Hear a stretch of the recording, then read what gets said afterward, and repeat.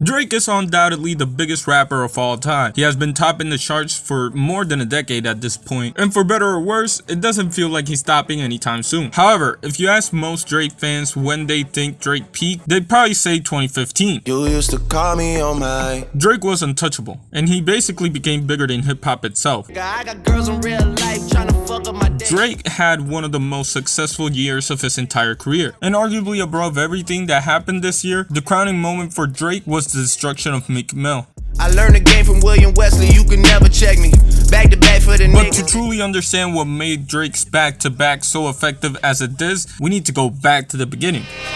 It may not mean nothing to y'all. Despite Drake being Lil Wayne's guy early into his career, Drake sticking around the mainstream hip-hop scene and becoming its most successful artist seemed very unlikely. Firstly, the perception of Canadian actor turned rapper was enough to dismiss whatever it is that he had to offer. And with hip-hop being against people who didn't have to struggle early into their life, detractors began the narrative that Drake is soft. It's a narrative that still follows Drake till this day, although now this is more so a meme. But anyways, it was only through the constant release of respected hip-hop albums among fans that Drake ever got some rep.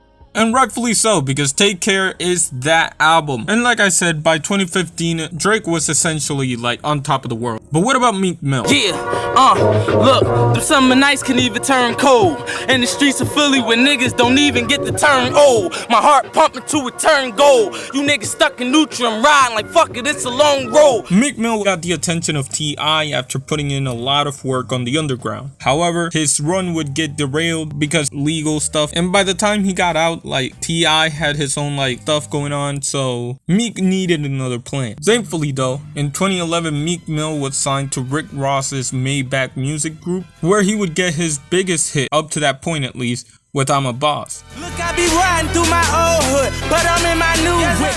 Also on the year, he would release the first installment of his Dream Chasers mixtape. He just trying to stay alive, clutching on his hammer. World full of... And with all the hype being built up and the release of another Dream Chasers project, Meek Mill was ready to release his debut studio album, Dreams and Nightmares. And birthdays was the worst days.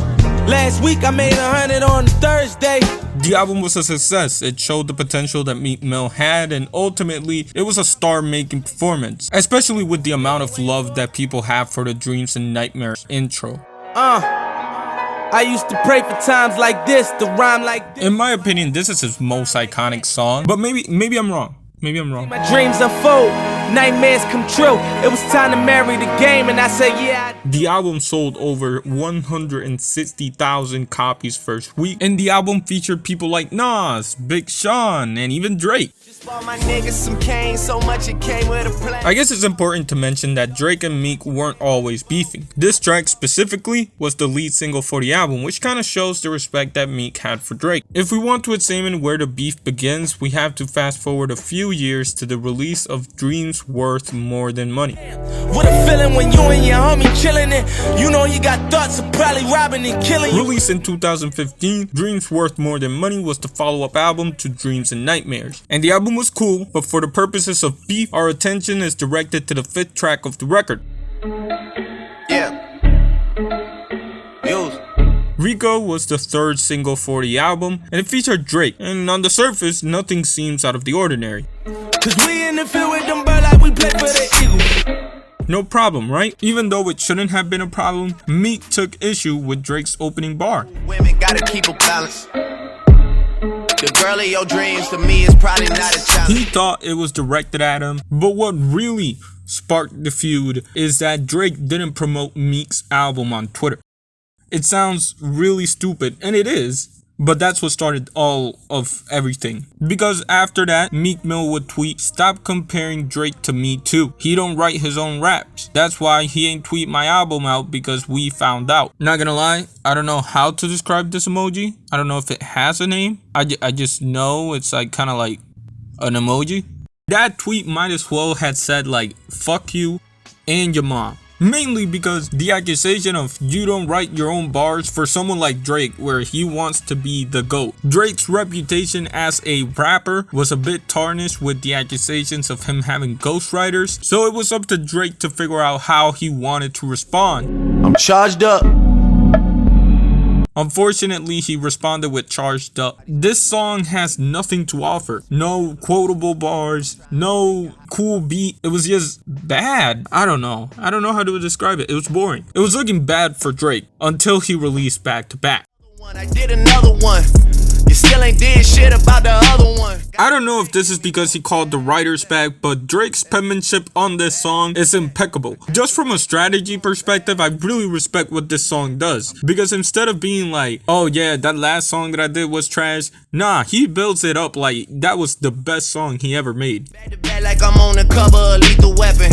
Back to back like I'm Jordan 96, 97. He's out here comparing himself to MJ, talking about Lethal Weapon and shit. You would have thought that Charged Up was like Takeover and Ether combined. Which is probably the main reason why he released this track, just to be like, yeah, Charged Up was good. And that's even before he takes a shot at Meek Mill. Just for y'all to think that I don't write enough. Niggas mad cause I got the minus touch. On the offensive side, it's going to take a bit more brain power because Drake doesn't have street cred to combat him with. He can't say, I'm a better rapper than you because he just got exposed for having ghostwriters. So instead, he points the finger back at Meek Mill and he says, well, yeah, you used to have street cred and you used to be hard, but now you gone soft.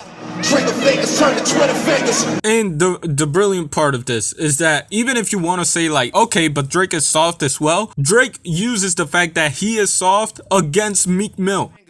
Yeah, you getting bodied by a singing nigga. He does the 8 Mile thing and he says, well, yeah, I'm soft, but you're getting bodied by me. And honestly, even if it was Drake's ghostwriter, I respect it because he snapped with this one. Honestly, you would have thought that this track would have destroyed Meek Mill's career. But the fact is that it didn't. In fact, Meek Mill was able to become hip-hop's favorite rapper for a little while in 2017. This is because he got incarcerated over a noise complaint because he popped a willy, which technically violated his parole or some shit like that. It was stupid. And if there's something about hip-hop culture is that we hate when life is unfair and we will always root for the underdog. And as Meek Mill became the underdog of the legal system and the US government, hip-hop fans started to ride for Meek again until he got released. Let me tell you, the night that he got released, he went to a Philadelphia 76er game and man, you would have thought like Meek Mill was him. It was an event for hip-hop and honestly it makes me really happy because Meek Mill got his flowers that night. As for his beef with Drake,